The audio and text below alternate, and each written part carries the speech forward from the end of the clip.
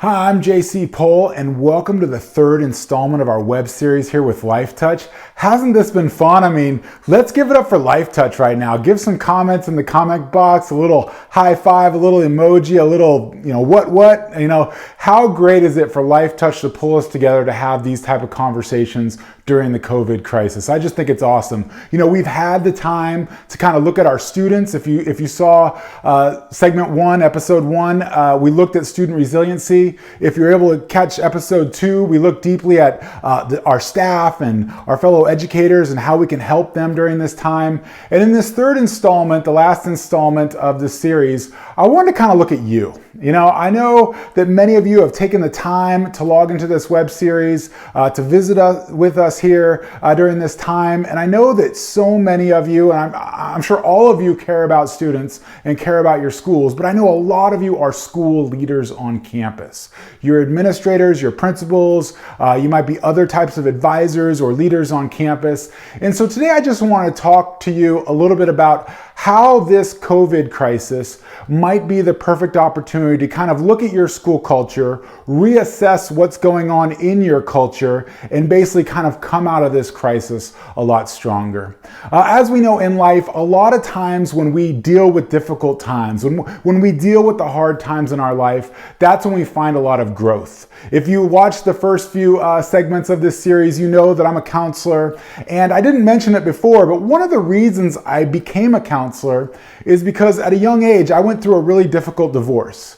It was something that just kind of sideswiped me. It was very difficult for me to go through. And it's in fact one of the reasons, if not the key reason, that I became a marriage and family therapist. And now I work. I have a strong divorce recovery practice here in Austin where I live, and I work clients through that process. And one thing I talk to my clients about in divorce recovery that I want to talk to you about today is sometimes when we're in crisis, it opens up this amazing opportunity for self-reflection, for self-development, for looking at the path we're on and switching a path or changing the path or making the path better. And I think right now during the COVID crisis, while so much has been thrown at you from distance learning and everything you've been dealing with at home and at work and everything else, it is also a time for you to look at your school culture and try to maybe just tweak things or reevaluate things and maybe send things in a different direction. One thing that's interesting about Teen Truth is Teen Truth was born out of the Columbine tragedy. When that school shooting happened, we really felt as young filmmakers like we had to give students a voice. And as we all know, working in education, I'm sure many of you were either in education at the time or have been in education for a while. That event, that tragedy switched our path as a country. Yes, there had been school shootings before, but nothing really like Columbine. It changed the way we looked at bullying, it changed the way we looked at student behavior, and most importantly, it changed the way we looked at school culture. And a lot of positive things came out of something really negative in our country. And I think right now, we're experiencing something pretty negative, something pretty hard, like a divorce, like Columbine, something that's really affecting our lifestyle, our well-being, and even maybe our hope for the future. And so I want to just take a deep dive into Teen Truth with you just for a moment. One of the interesting things about Teen Truth is we started off simply as a film. Okay, a film on bullying and school violence and a deep desire to give students a voice around Columbine.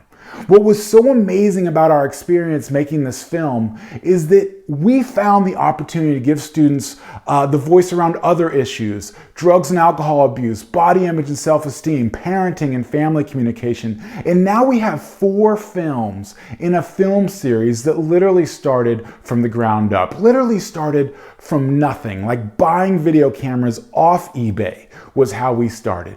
And we estimate that these films that literally started in our bedroom when we were living in Los Angeles at the time, these films that we've made have reached over 7,000 schools. And they've reached over 10 million people in that time. And in fact, the schools that bring us in to host assemblies and summits and teacher trainings, we boast a 70% returning client ratio. So why is that information so important? Well, I believe it's important because out of a tragedy came something very small. Something at the time as young filmmakers, maybe we didn't really clearly understand what we were starting, but we were starting this mission of giving students a voice. And you can see the wide reach that it has had since we started so many years ago. And one of the things that I love about my work with Teen Truth is getting to visit school campuses across this country. I personally have been on over 1,000 school campuses across North America. I've been as far away as Alaska and Guam. I've been all across parts of Canada, and of course mostly every state in the union I've had the opportunity to visit. And one thing that's kind of interesting is when you walk on a campus, you can feel that culture, you can smell that culture, you know exactly what that day is going to be like when you park the car, when you walk into that front office, or when you walk across that quad. And so I was able to take a lot of these experiences and put them into a book that I wrote called Building School Culture from the Inside Out. And if you stick around to the end of this webinar, we're going to offer you a free download of this book. But in this book, I basically kind of laid out my map. What I've seen on these schools, I know a lot of people will tell you things that work really well to build school culture. What I've seen on 1,000 campuses is that there's 3 simple ingredients that need to be firing on all cylinders to have a great culture. And I call it our student ownership map. How your messaging, your activities, and your people are all working together to build school culture. And we don't have time today to look at all 3 elements of the student ownership map, but I wanted to take a deep dive into your messaging because this is the part about your school culture that I feel we might be able to tweak during this time, that I feel like I was talking about my divorce recovery clients, that there's an opportunity here that's been presented to you over the next few weeks where you're going to get to take a step back, you're going to get to take a breath, and you're going to say, okay, what kind of culture am I building for next school year? And if Corona and COVID hit us again and we get knocked sideways again, how am I going to use that culture? How am I going to use that branding and that message to keep kids connected? As we've seen in the last few weeks, the only thing that's really been able to keep students connected to you and your teachers and your school campus is not the buildings, not the quad, not the gym, not the football stadium.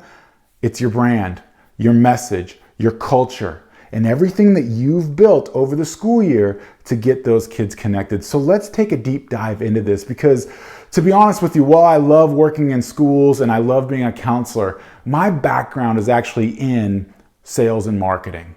All right, marketing is what I studied when I was in school. I've loved marketing from day one. I had one goal growing up. I grew up in Southern California, and my goal was to work for Disney. That's really all I cared about. I interned for Disney during college. I worked for them during the summertime. I got to work at Disneyland. And after I graduated college, I landed my dream job working at Walt Disney Studios. Even got to go back a 3rd time and work for Disney DVD, which was just an amazing experience. And so I've had the opportunity to go through a lot of training at Disney. And one of the things I really love about Walt Disney and Disney as a company is their vision, right? I mentioned how our vision at Teen Truth was so simple. We wanted to give students a voice, and all of a sudden we've reached 7,000 schools and 10 million students. How did that happen? Because the vision was so simple. In fact, check this out. One of my favorite quotes about Walt Disney is the following. Back in 1971, 5 years after the great Walt Disney passed away, Disney World had its grand opening. And during the dedication ceremony, someone turned to Mrs. Disney and said, "Isn't it a shame that Walt didn't live to see this?" Mrs. Disney replied, "He did see it. That's why it's here." Now that's powerful. Okay, if you think about culture, you think about messaging, you think about branding, you think about Walt Disney, able to set forth a vision, and after he's dead, still have that vision come to life. The vision that we still know today. And so that's what I wanted to visit with you on today is how are you going to be that intentional about the vision that you're creating for your school? All right, 5 years after you pass away, are people going to say, "She did see it, that's why it's here. He did say that, that's why it's here. We do believe it, that's why it's here." This is culture. This is messaging. This is branding. And this is what you need to be firing on all cylinders come August. So let's look at this. The first thing that I think Disney did so well is he was intentional about the environment that he was creating. Now, hopefully we are back on campus in the fall. What is that environment going to look like? You know, when Walt pulled his park together, one of the cool things, when you walk down Main Street and you walk by that popcorn vendor, you know why it smells like popcorn and butter? Because they're pumping out the smell of popcorn and butter. You know why that candy store smells so good when you're walking down Main Street? Because they're literally pumping out the smell of sugar and candy to give you that experience, to make you want to buy that candy. Or one of my favorites, you know when you walk into the gift shop in Florida or down in Anaheim during a hot summer day, they've got that air conditioning jacked up. Why? Because they want you to feel so cold in there that you're willing to buy a sweatshirt. You wouldn't want to buy a sweatshirt when it's 95 degrees in Anaheim or when you're sweating and it's humid in Florida. But if we can jack that air conditioning up, suddenly that Mickey Mouse sweatshirt looks pretty good. So the environment they are creating is intentional, and this is key. The second thing that I think Walt did so well and that Disney does so well is their strong brand identity. Okay, every movie we watch, we see that castle. Every image of Walt, you can see it right here. Mickey is standing right next to him. The castle is actually behind him. Okay, they've done such a good job at branding their experience and branding their culture and who they are that us as customers, as well as their employees, are excited to buy into that culture, right? They're excited to be a part of that. How are you creating that brand for your students and your staff? And the last thing I really wanted to look at today with you as we take a deep dive in this is your slogans. I believe, traveling to all these campuses, that school slogans are the cheapest, fastest, easiest way to build school culture. They can help. And a lot of marketing slogans are so amazing. You know, think about the slogans that we know over time. Think about the one we know from Disneyland. The happiest place on earth, right? We all know that slogan. We've seen it on commercials. We see it on, brochures and everything they send out. It's the happiest place on earth. So you can bet your butt, right? If a family is going to spend $130 a piece, $4, $5, $6, $1,000 to go on a Disneyland trip, whatever that might be, every employee, every cast member in that park is working to make sure that this is the happiest place on earth. Think about some other slogans that you might know. If I say just do it, you know exactly what company I'm talking about. Nike could have said something else. They could have said, go out and work hard and be a great athlete. That's not what they said. They said, just do it. And it stuck. If I say it's Miller time, where are we going? It's Miller time after this. Yes, we know exactly where we're going. Or one of my favorites, I live here in Texas now, and one of my favorites here is don't mess with Texas. And what I love about this slogan is this slogan actually started as an anti-litter campaign during the 70s. Yes, during a commercial, one of the cowboy football players, he picked up a soda can off the side of the highway, he crushed it, and he said, don't mess with Texas. And that slogan stuck. And it's stuck for, 50 years now? 40, 50 years. Don't mess with Texas. And I can tell you, having moved here from out of state, that slogan breeds culture in this state. And I'm sure your state has some great stuff as well. But down here, don't mess with Texas. Texans know that we will pull together. When Hurricane Harvey rolls through, when there's a COVID crisis, when there's a church shooting or a school shooting, Texans know, don't mess with Texas. We're all going to pull together no matter who we are. And so slogans are extremely powerful. And the problem I have with a lot of campuses I go to is many slogans at schools I visit, they don't work.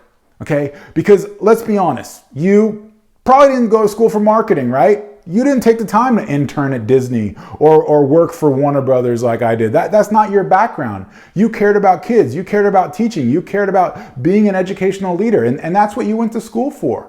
All right, maybe you have a master's degree or a doctorate, but they probably didn't sit you down and talk to you about branding and slogans and messaging and concepts like this. Probably not.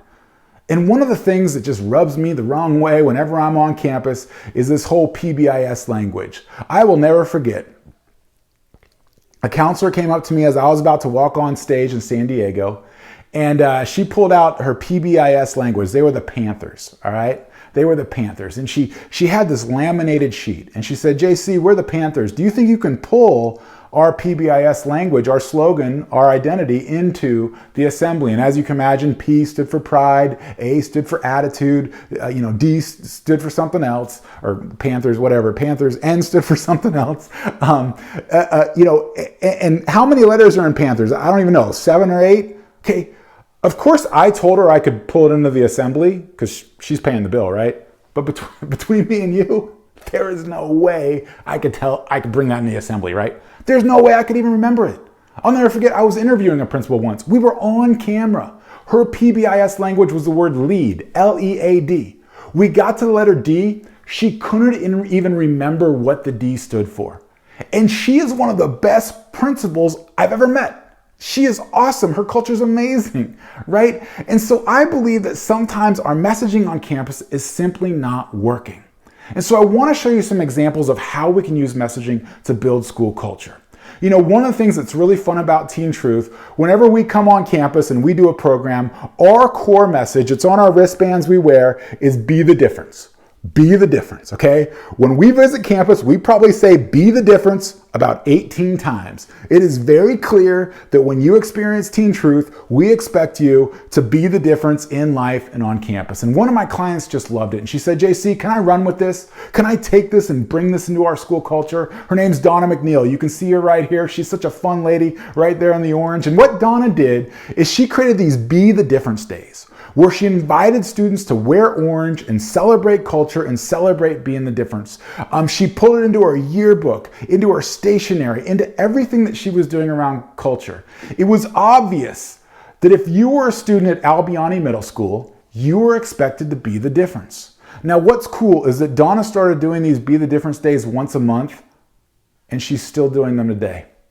And this is like 8 or 9 years later. Maybe 10, I don't know, maybe even 11. We met a while back, okay? She is still doing these today. She calls it her kindness revolution. Kids are still wearing orange. It's still part of her culture. And you know what Donna told me? She said that her experience with Teen Truth that day and what she did with the Be the Difference campaign changed her job, changed her view of who she was as an activity director and how she could drive culture. But Dawn is not the only example. I mean, check out some of these other examples. Messaging can be so easy, like in the bathroom here. She believed she could, so she did. Or up above the drinking fountains, just so simple. You are enough, right? 3 simple words. Or have a great day as you walk into school. I love this. I was up with Life Touch in Alaska. I mean, think about school cafeterias. They are so institutional. Look at this image right here. It just does not look very inviting, but boom, look at what we can do when we bring branding and messaging in to an institutional environment. What it looked like before, what it looks like now.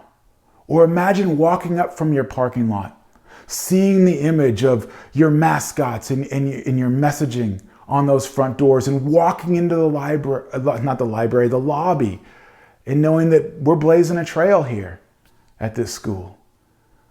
Messaging and environment is insanely important when it comes to building school culture. It is just as important as the popcorn smell and the cotton candy smell that Walt Disney is pumping out as you're walking down Main Street. So we need to really think about how to do this well. Because as we saw in the last few weeks, this might be all that you're left with in October or November or next January when school shuts down for another 6 weeks. We don't know, right? So what are you going to be left with? Your marketing and your brand. Okay, so how can we do this? Well, I just want to talk to you about a few keys to success. The first key to success that I see is highlight what makes your school great. Highlight what's special about your community.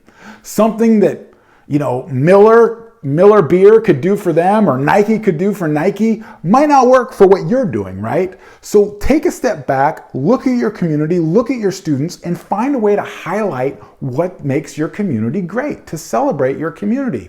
The other thing that I think that we can do is make sure you can explain your commitment to your culture. Okay, when you create a slogan like the happiest place on earth, okay, is it something that you can sell out for? Is it something that you, your staff, your vice principal, your counselors are willing to say 18 times a day? Is it something that you can pull into every hashtag and every social media post that you make? All right. Is this slogan, is this branding, is this culture good enough for you to sell out for you to completely go all in? The other thing I think that is really important in that example I gave you about the Panthers, or the principle I said with the word lead, is to make sure that messaging is simple, positive, and direct. Okay, it's gotta be simple. Just do it. 3 simple words. Don't mess with Texas. 4 simple words. Okay? 7 letters for the word Panthers, pride, attitude, excellence, whatever it is not easy to remember. Don't mess with Texas. Just do it. Happiest place on earth. So easy to remember, right? And the other thing I want to just mention is make sure that your branding is clean and simple as well. Is it something that can be consistent? What does your logo look like? You know, you saw the Teen Truth Bully logo that we made when we first made that film. You might see the Teen Truth logo that we wear here. This logo was kind of modeled and designed after Under Armour because we really respect Under Armour's brand. What does your brand look like? And is it something that can stick? Is it simple? Is it something that can go up on a wall? Is it something that can go on your front doors? Is it something that can go on a Facebook image or a profile page? Is it something that can be consistent? You know, this TT logo is consistent across everything that we do. Under Armour's logo is consistent across everything they do, whether it's a stadium, a t-shirt, a football uniform, or a pair of shoes. The brand is consistent. And lastly, and I think the most important part of this equation, is to get your students involved. Get student buy-in, okay? Your marketing, your branding, your culture, your slogan, everything we're talking about today cannot be done by a group of adults sitting around a table at the district office. It can't happen that way, okay? Your students have to be involved. They have to be involved. They've got to be part of the process. Is it something that they can help you create? Is it at least something where they can get a seat at the table? All right, or is it at least something that they could maybe vote on? You know, I've gone to schools, I was in Wyoming, I'll never forget, Lander, Wyoming. Was it Lander? Wyoming, where they had me come in, and the kids at the end of the summit actually ended up voting on the slogan that they ended up using as part of their school culture because of my book and the work that we're doing. They felt that it was so important to get students involved. So in closing, you've got some homework to do. Okay, you've got some homework to do. And like I said, when it comes to divorce recovery, I've seen it happen in my therapy office. This is like an amazing time. Okay, I've seen clients over a 2 or 3 months period change their life because they're going through crisis. They are so open to change. This is your opportunity. This is your crisis that you're going through, and you get to do some change right now. So what is some of your summer homework? Well, I think you got to ask yourself, is your slogan working? Is your school slogan working? JC, how do I do that? Well, this is how you do it. Do you hear your students and staff repeating the slogan? Is anyone else on campus using it? If you don't hear your students using it, newsflash, all right, your slogan's not working. The next thing that I think is really important is, do you have a strong brand identity? Think Under Armour, think Teen Truth, think Disney, think Nike. Is your brand identity strong? The other thing is, what is your social media and internet presence? Okay? Do you have followers on social media? What type of content are you putting out? Are you just putting out news and updates? Or are you putting out lifestyle information and inspirational information and basically like allowing your customers, right? Your parents, students, and staff, your customers, are you putting out stuff that they're gonna relate to and connect with, just like Under Armour would, right? Like, they're not gonna stick out a post about a t-shirt. They're gonna stick out a post about an athlete wearing their t-shirt, right? Are you gonna are you gonna bring your brand to life through social media? The other thing I said earlier is, are you being intentional about your environment? What is your school gonna look like? If you want it to feel like a family, does your office feel like a family room when you walk in? If you want it to feel clean and connected like an NFL stadium, does it look clean and branded really well like when you walk into an NFL stadium? But JC, we don't work in an NFL stadium. I've seen it work. I was just at a school in Kentucky that was amazing. It literally looked like an NBA arena or NFL stadium when I walked in the door. It was awesome. And the last thing I think that you really need to ask yourself as you look at everything we've talked about today is, are your students involved in the process? Are your students involved in the process? And if you can do these 4, 5, 6 things that we're talking about here today, I believe that you will come out of this crisis stronger, your brand will become stronger, and your customers, all right? Let's put our business and entrepreneurial hats on here, okay? Your customers will become better connected to you, your culture, and your brand, and they'll stick with you during this crisis, all right? So it's just been an honor to work with you during this series. If you haven't had a chance to watch the other 2 episodes, I ask you to go back. You can register for them and get the free download. And also, like I mentioned, we wanted to offer you a free gift today.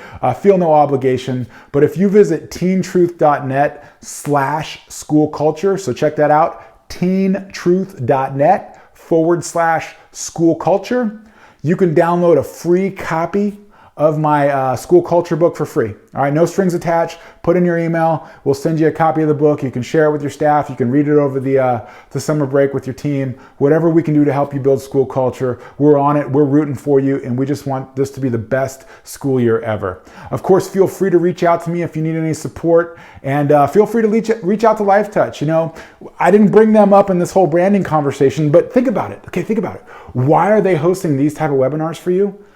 Because they care about your school culture, right? It's more about pictures and yearbooks. It's about relationship and partnership. And that's how they want you to connect with their brand, right?